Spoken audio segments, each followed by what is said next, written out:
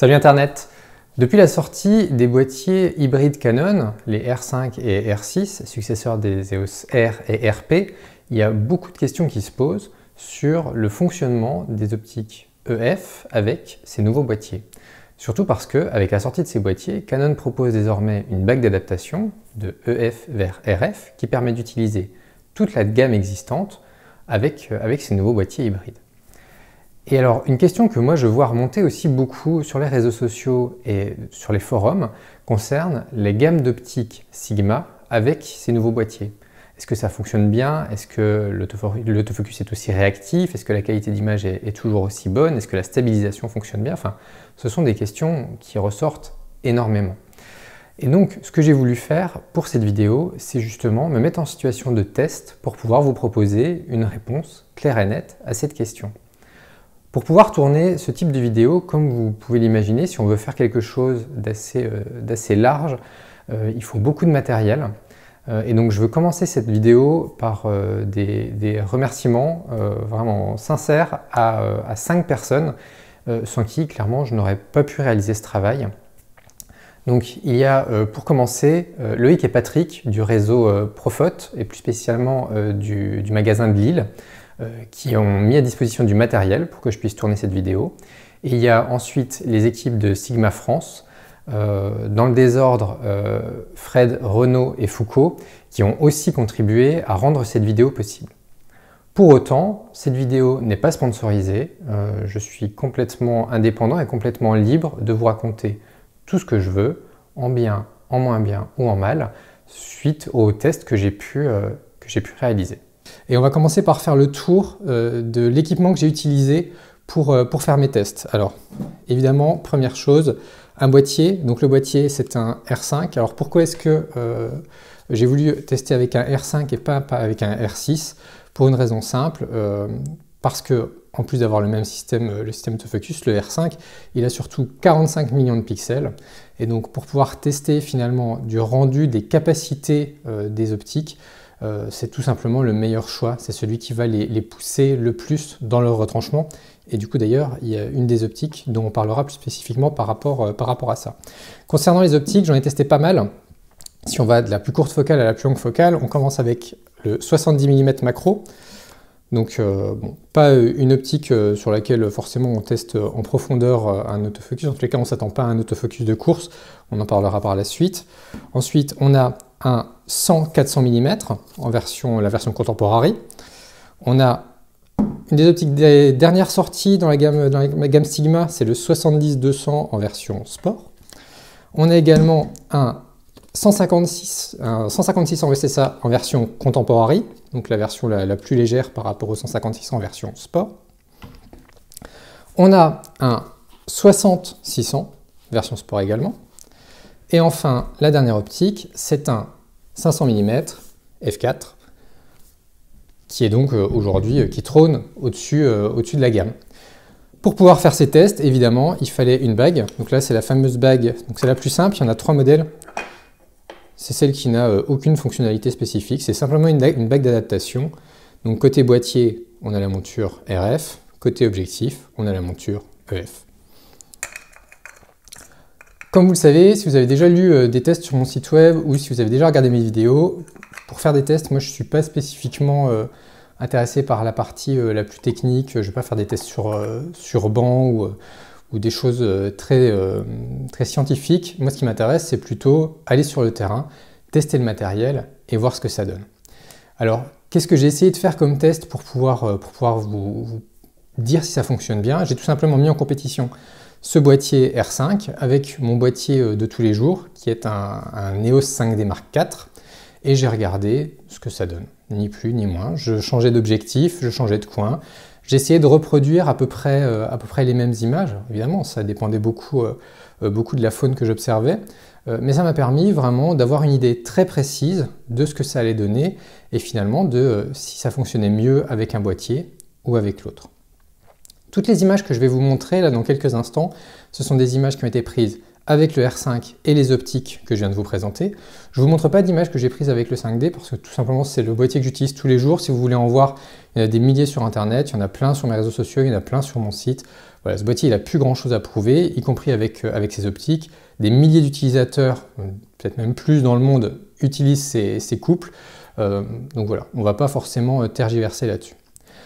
Il y avait deux choses que je voulais spécifiquement tester au niveau de l'autofocus. C'était à la fois des éléments assez simples, donc des oiseaux qui passaient devant moi, de la gauche vers la droite ou de la droite vers la gauche, ce qui finalement ne demande pas beaucoup d'effort à l'autofocus, si ce n'est de s'assurer de son alignement pour garder le sujet dans la zone de netteté.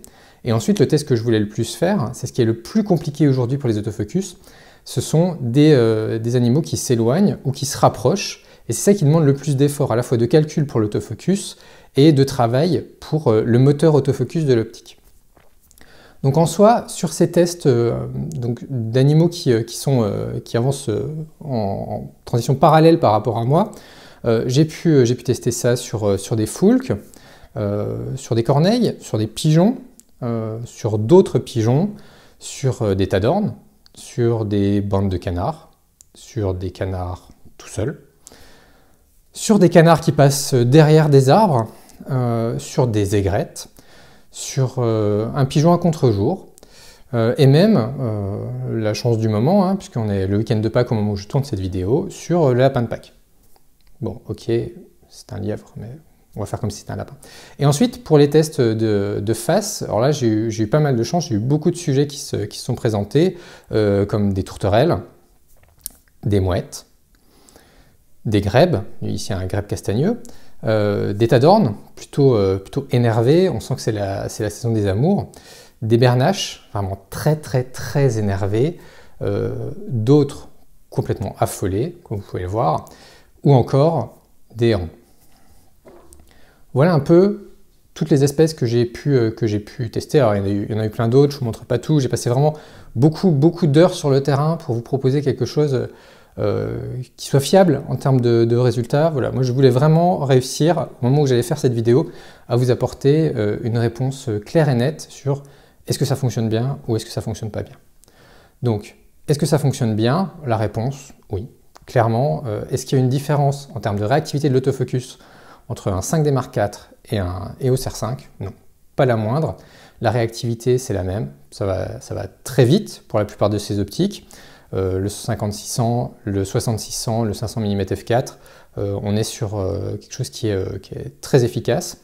Sur le 70-200, on est sur quelque chose qui est encore plus rapide. Bon, c'est une des dernières optiques sorties dans la gamme sport chez Sigma, ça se ressent.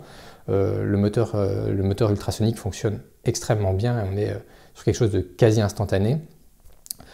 Sur le 100-400, on est au même niveau qu'avec un boîtier 5D. C'est pas le meilleur autofocus que j'ai rencontré. Il fait son job, mais ça reste un peu en dessous des autres optiques. Et enfin, sur le 70 mm macro, alors là, si vous avez lu le test que j'en ai fait sur mon site, moi, je me plaignais d'un effet de pompe assez récurrent qu'on rencontrait sur cette optique.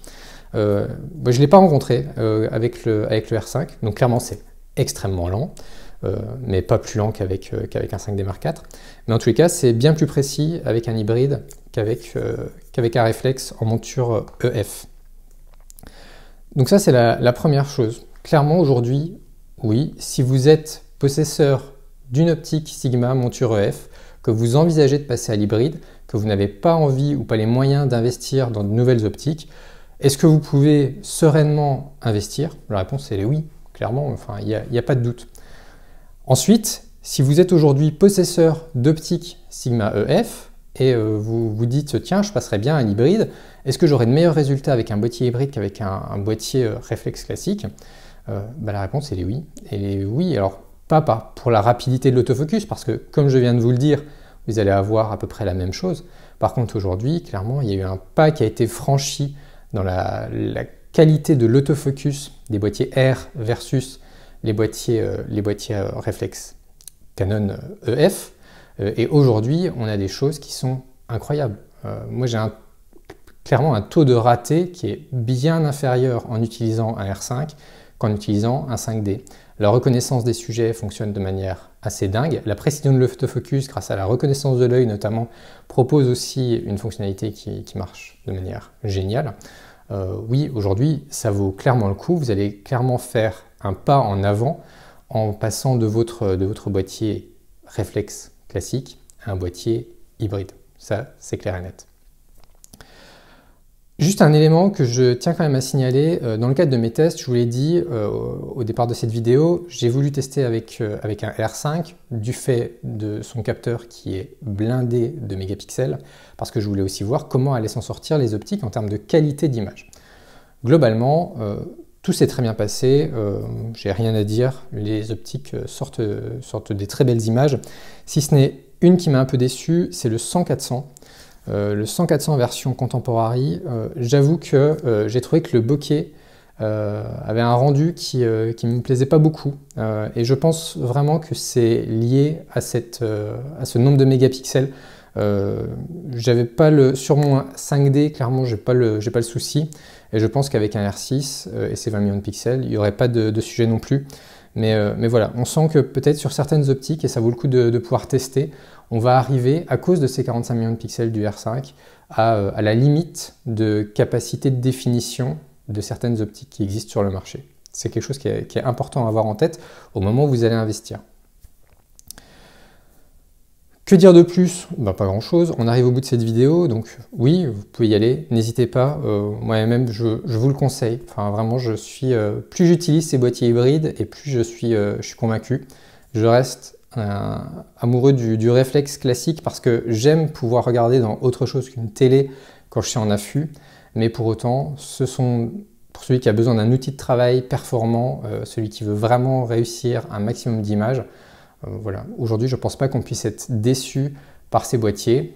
On sait qu'en plus, il y a la déclinaison Pro qui va arriver dans les mois à venir, qui risque d'apporter une innovation technique qui est le Global Shutter, donc un obturateur électronique instantané, qui évitera tous les petits soucis qu'on pouvait avoir auparavant avec les obturateurs électroniques. Si vous ne voyez pas de quoi je parle, je vous encourage à aller regarder la vidéo que j'ai tournée sur l'EOS R6 où j'explique précisément ce qui se passe en termes de déformation de l'image quand on utilise un obturateur électronique et qu'on se déplace très rapidement pendant qu'on fait une rafale. Donc voilà, je pense qu'il y a plein de choses qui vont arriver dans les prochains mois, dans les prochaines semaines, qui vont être des innovations qui vont être vraiment intéressantes pour nous les photographes. Si vous avez des questions, si vous avez des remarques, n'hésitez pas à les faire dans les commentaires. J'espère que vous avez apprécié cette vidéo. J'espère que vous avez apprécié le son de cette vidéo puisque c'est une remarque que vous m'avez fait à de nombreuses reprises. J'ai essayé de m'équiper pour vous proposer quelque chose de plus propre. J'espère que vous allez l'entendre. Et je vous dis à très bientôt, je l'espère. Ça dépendra aussi un peu des annonces gouvernementales pour pouvoir vous présenter d'autres sujets. J'ai préparé pendant cet hiver plein d'affûts, plein de spots sur lesquels je vais pouvoir... j'ai l'objectif de vous montrer des vidéos en vous expliquant comment j'ai conçu mes affûts, comment ça se passe à l'intérieur. Donc voilà, ça va pas vraiment dépendre de moi ça, mais si j'ai le droit de me déplacer à plus de 10 km de mon domicile, je vous promets ce type de contenu courant du printemps. Merci beaucoup et à bientôt.